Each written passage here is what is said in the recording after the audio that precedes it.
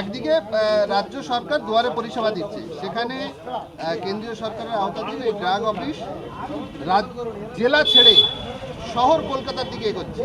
কি বলবেন, কি চাইছেন আপনারা? দক্ষিণ 24 পরগনা মানুষ এমনিতেই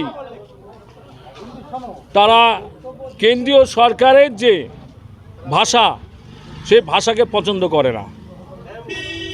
তার প্রতিশোধ নেওয়ার জন্যে কেন্দ্রীয় সরকার পরিকল্পিতভাবে দক্ষিণ 24 পরগনা মধ্যমণি বারুইপুর পশ্চিম থেকে সেন্ট্রাল ডাক অফিস তুলে নিয়ে কলকাতা অভিমুখে বাঘের খাঁচার মধ্যে আমাদের দেওয়ার চেষ্টা করছে। ফলে বাসন্তী, গোসবা, নামখানা, পাথরপ্রতিমা, ভাঙড় প্রত্যন্ত এলাকার মানুষ যদি একটা নামের স্পেলিংয়ের জন্যে বা একটা লাইসেন্স রিনিউয়াল করার জন্যে বা প্রজন্মকে নতুন লাইসেন্স পাইয়ে দেওয়ার জন্যে যে সহজে বারুইপুর ডাক কন্ট্রোলার অফিস থেকে পেত বা সংশোধন করতে পারত বা আগামী দিনে পাবে আশা ছিল, গড়পার মতন জায়গাতে বাঘের খাঁচার মধ্যে সেন্ট্রাল গভর্নমেন্ট পরিকল্পিতভাবে চক্রান্ত করে দক্ষিণ 24 পরগনা ওষুধ ব্যবসায়ীদের এরা বঞ্চিত করার চেষ্টা করছে।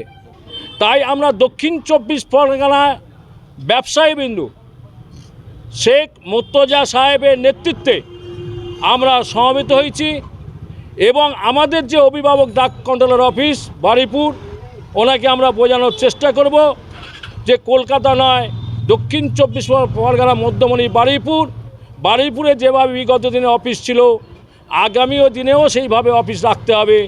যদি মনে করেন সীমিত পরিসর, তাহলে আমরা বারুইপুর পূর্ব বিধায়ক বিভাস হালদারের সঙ্গে আমরা কথা বলেছি, বিভাস সর্দারের সঙ্গে আমরা কথা বলেছি।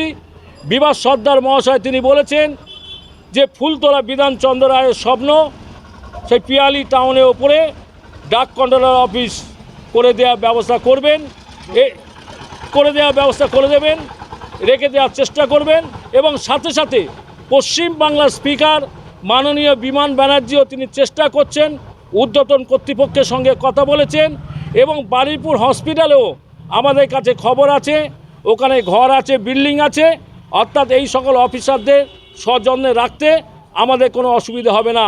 তাই শেখ মুর্তজার নেতৃত্বে আমরা যে স্মারকলিপি দেব, আমাদের অভিভাবকদের বোঝাবো আমাদের মনের ভাষা, আমাদের মনের কষ্ট করবেন। আগামী দিনে কি বৃহত্তর আন্দোলনে যাবেন? তাহলে আমরা কেন্দ্রীয় সরকার বিরুদ্ধে আন্দোলন নামতে বাধ্য হব। এটা তো আর রাজ্য সরকার নামে মাত্র আছেন, অটোনমাসভাবে চালাচ্ছেন কেন্দ্রীয় সরকার, অর্থাৎ বিজেপি সরকার পরিকল্পিতভাবে যে ওষুধ ব্যবসায়ীদের কষ্ট দেওয়ার জন্য, তাদের পরিবারকে নিঃস্ব করে দেওয়ার জন্যে ষড়যন্ত্র করছেন, এর বিরুদ্ধে আমরা রাস্তায় নামতে বাধ্য হব। আপনার নাম? আমার নাম হচ্ছে আব্দুর রহমান মোল্লা, আমি একজন ওষুধ ব্যবসায়ী।